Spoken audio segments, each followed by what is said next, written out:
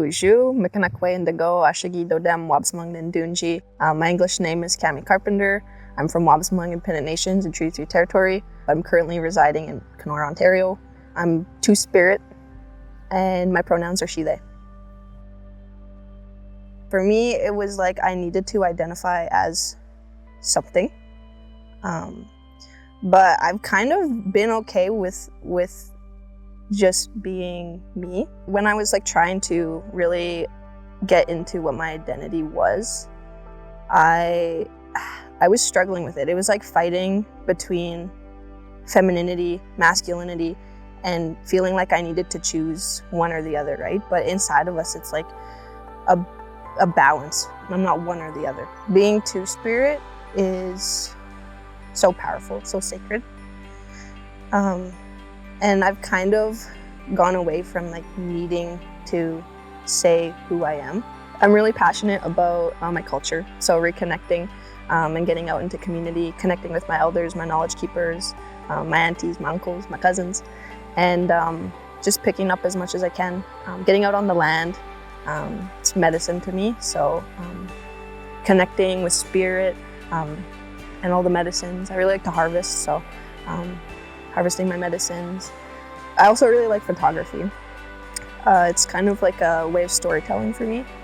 So like when I'm connecting with the land, when I'm out in community, I take my camera with me because it's just a way of documenting and telling the story of reconnecting. Growing up, especially in my teen years, I really needed a title to describe who I am, how I feel. But like being Two-Spirit, it changes. Like every day I feel different. And I go through like seasons. An elder shared a teaching with me. In our language, we didn't have LGBTQ2S traditionally, right?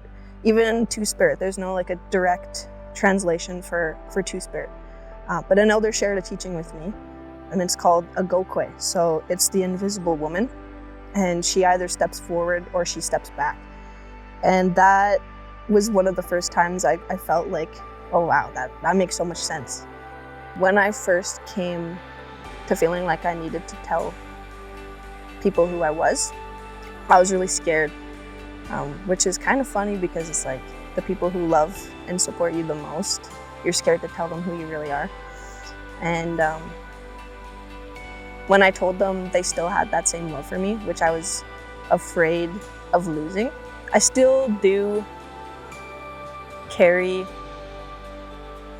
some feelings of being scared sometimes. There are certain spaces where I don't always feel comfortable, but I know that I'm following my spirit and that I don't have to like hide that anymore. When I need to feel love, I go sit at the trees, I go sit at the water, and I talk to Creator. I leave my offerings, I talk to my ancestors, and I feel love. And I know they're always with me, guiding me, supporting me.